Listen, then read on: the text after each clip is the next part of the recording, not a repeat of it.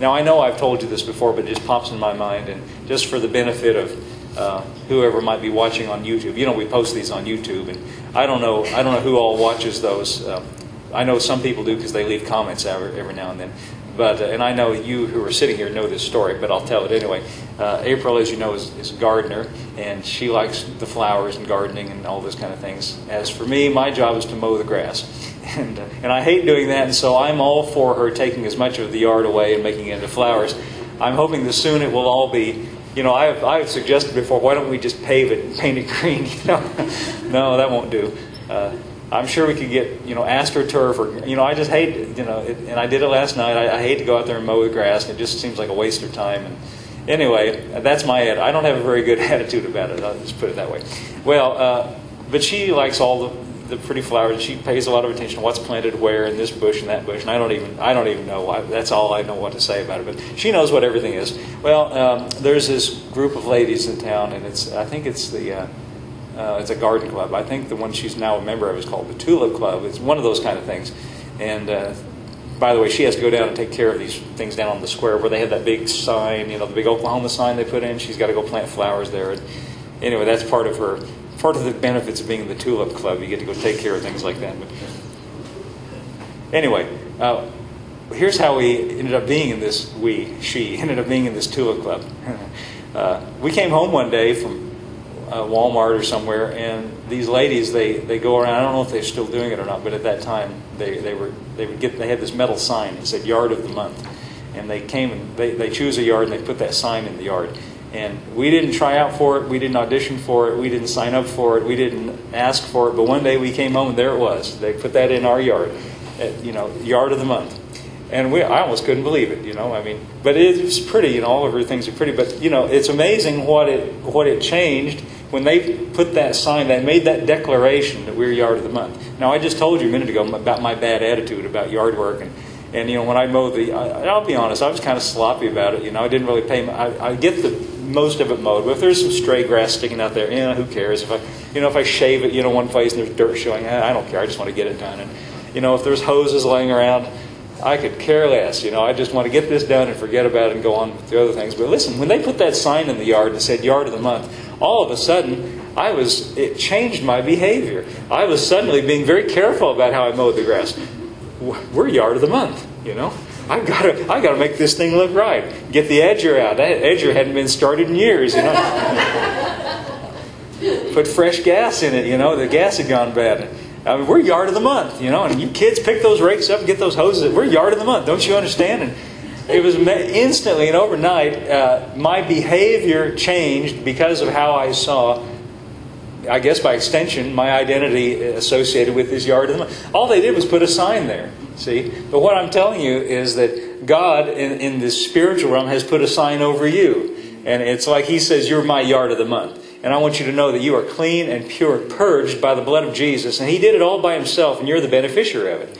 And if we could see ourselves that way, it's a little bit like this Yard of the Month story. It would change the way we conduct ourselves, and especially the way we relate to other people, to see what a benefit He has bestowed upon us, how much love He has bestowed upon us, that He did all this. And again, I want to emphasize, the point I'm driving at today is by Himself. He did it by Himself. He didn't need our help, and He didn't ask for our help. And the only thing He wants us to do is to know it and believe in it, put our faith in it. Now, there's an illustration I'd like to show you, and maybe you've thought of this before, and if you've been here long enough, I'm sure you've heard me read this before, but it's an Old Testament story of David and Goliath, and I'd like to read that to you today and make this same point.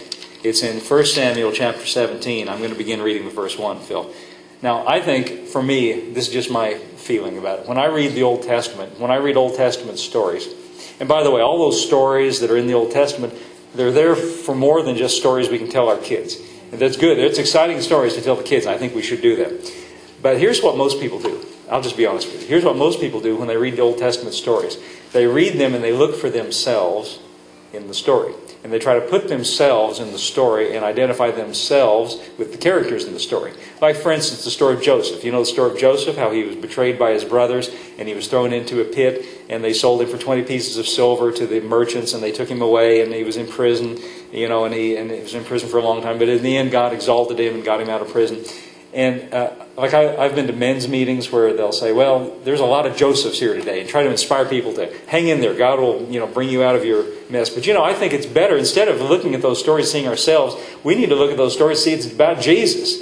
Those are stories about Jesus. There are foreshadowings of not you. Because here's the problem with, I'll tell you that Joseph story. Here's the problem I always had with that. When I read about Joseph, man, he did everything right. He didn't make any mistakes. He didn't ever get discouraged. He just hung in there with God. And I look at that and I say, I don't know if I can identify with that, because I've made a few mistakes, While he was in prison, he was just faithful, and doing everything he's supposed to do.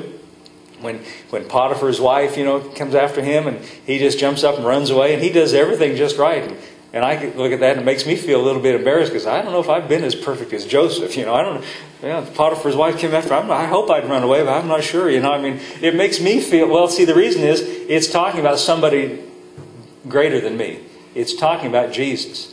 It's easy, if you think about it this way, it's easy to see. When they threw Joseph into a pit and sold him for 20 pieces of silver, does that ring a bell? Jesus was sold for 30 pieces of silver, very similar. He went through all those things on our behalf. Well, likewise, with the story of David and Goliath, it's easy to read this and look for yourself and try to put yourself in the place of David. I'm going to suggest don't do that. Think of David as a foreshadowing of Christ. And here's why I want to say that. Let's just read it and I'll tell you why. Verse 1. 1 Samuel chapter 17, verse 1.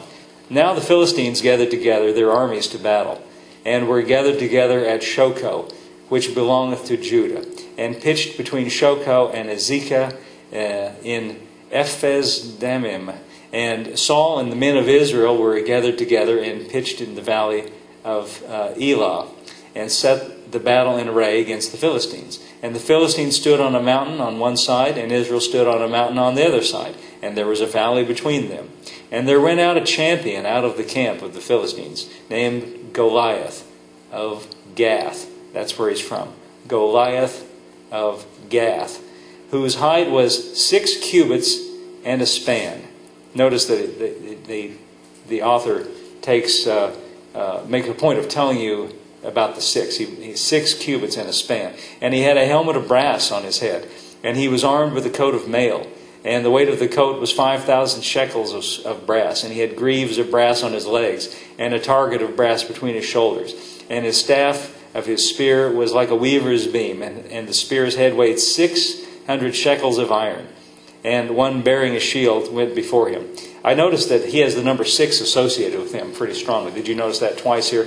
And if you read in 2 Samuel, you find out he had some brothers back at this place called Gath. He had some brothers there. If you read in 2 Samuel, they had a little battle and to eradicate all the rest of these giants. And it tells us not only what we've read here, but the giants had 6 fingers on each hand and 6 toes on each. These guys just got 6 all over them, And why do I point that out to you? Well, 6 it kind of has some significance in the Bible.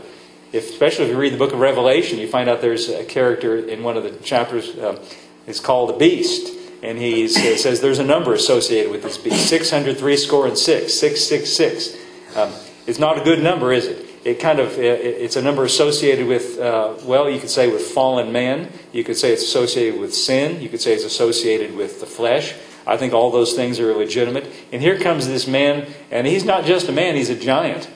Associated with everything let's just say, associated with everything that's not God. Everything that's against God. Everything that's opposed to God. Because we're going to find out here in a minute, he's mocking God. And he's mocking the people of God. And he's resisting and railing against. And he's an enemy of God and the people of God. That's us, by the way. You could say that's what he represents. And not only is he just a man, not only is he a strong, he is a giant. You see, he's so big that he looks sort of unconquerable. Verse 8, he stood and cried to the armies of Israel. And he said unto them, why are you come out and set your battle in array? Am I not a Philistine, and you servants of Saul? Listen, choose you a man for you. I think this is significant that it says this. He doesn't say, all of you come at me one at a time, and you all have got to fight me. Everybody's got to come and face me. He says, just choose one man. Did you notice that? He didn't say, you've all got to confront me. Everybody's got to overcome me. That's how we think as Christians, by the way. Did you know? I don't mean to, tinker with, I don't want to take away anybody's, your presumption. But that really is true. That's what we think as Christians. It's our battle. But listen, the point is, it's his battle. And he says, give me one man. Not all of you. One man. Choose one man. and let him come down to me. And if he be able to fight with me and kill me, then we will be your servants. But if I prevail against him and kill him, then you'll be our servants and serve us." And the Philistine said, "I defy the armies of Israel this day. Give me a man, that we may fight together." Notice that the rules of this situation here. One man. Just give me one man. If there's just one man, in other words, one man will be the representative for everybody else. In other words, if one man can conquer him, then he's conquered on behalf of everybody else. Everybody else gains a victory because of one man. Did you see that?